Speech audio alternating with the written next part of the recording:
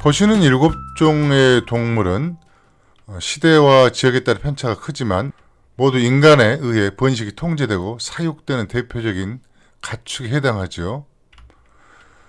그런데 오른쪽 그림인 염소와 양, 그리고 왼쪽에 나머지 5종을 그룹으로 나눌 수 있는 공통점이 있는데 혹시 기준을 아는 분이 계실지 모르겠습니다. 답은 양과 염소는 세계 5대 종교가 특별히 금지하지 않는 육류에 포함되는 반면 좌측에 개, 돼지, 말, 소, 낙타는 한 종교 이상에서는 금기 육류에 포함된다는 점입니다. 분석적인 내용은 나중에 다루고 세계 5대 종교가 특별히 육류로서 터부시하는 대표적인 가축을 종교별로 보겠습니다.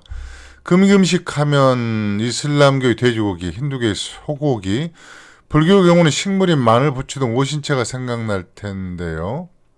그리고 이슬람교 코란에서 허용되는 할랄과 금기 음식 하람, 유대교 율법 카시아룻에서 허용하는 코시어와 금기하는 트라이프가 있죠. 할랄과 코시어는 음식 재료뿐만 아니라 확보와 조리 방법, 섭취 방법까지 포괄하고 있는 개념입니다.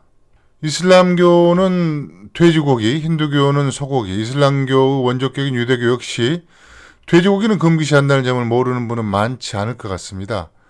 그런데 시기에 따라 강도 차이가 있지만 힌두교에서도 돼지고기를 터부시한다는 점을 명확하게 아는 분 역시 많지 않을 것 같은데요.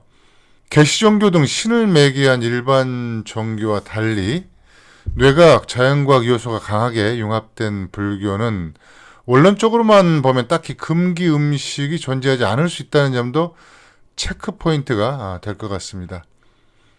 붓다가 활약했던 기원전 6세기 초중반까지 마하승기유를 제외하고는 돼지고기는 불교 금기 음식에 포함되지 않는데 이것은 브라만, 힌두교 역시 이 시기에는 돼지고기에 대한 터부가 강력하지 않았다는 의미가 되기도 합니다. 이어서 가장 논란이 많은 개 식용에 대해서 보겠습니다. 낙원과 지옥, 종말, 부활, 사탄, 메시아, 미륵 등등 세계 5대 종교에 깊이 영향을 끼친 종교가 우리에게는 불을 숭배하는 종교로 알려진 배화교인데 교주 이름을 붙여서 조로아스터교 또는 그리스식 발음으로 자라투스트라교라고도 합니다.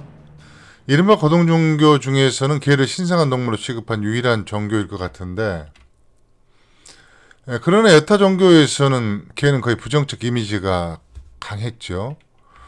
유대교는 당연히 금기 음식이고 불교도 명확히 금기 육류로 지목했습니다.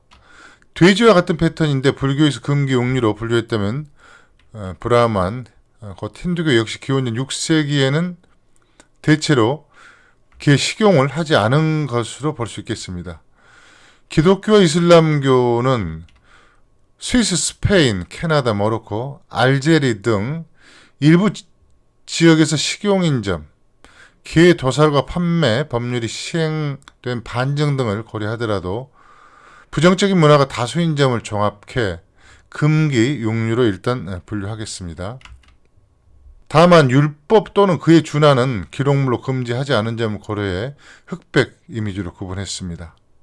이어서 말을 보면 유대교, 힌두교, 불교 모두 엄격하게 식용을 금지하는 가축입니다. 기독교 문화권에서는 특정 시기 상당 지역에서 식용을 했기 때문에 논란의 여지가 있지만 로마 제국의 말 식용 거부 또는 숭배 문화를 그대로 계승하려는 흐름이 유지된 것으로 봐서 금기 육류로 분류하고 이슬람교는 아라비아 반도를 중심으로 한 건조 사막 지역은 금기를 한 반면 초원 지역인 카자흐스탄 등 중앙아시아의 이슬람권은 식용을 하고 있어 금기 육류가 아닌 것으로 분류하겠습니다. 끝으로 낙타는 사막 횡단 등 불가피하게 낙타를 먹을 수밖에 없는 이슬람권에서는 상당량이 지금도 소비되고 있지만 유대교에서는 엄격한 금기 음식이고 나머지 종교에서는 금기 육류로 규정하고 있지는 않습니다.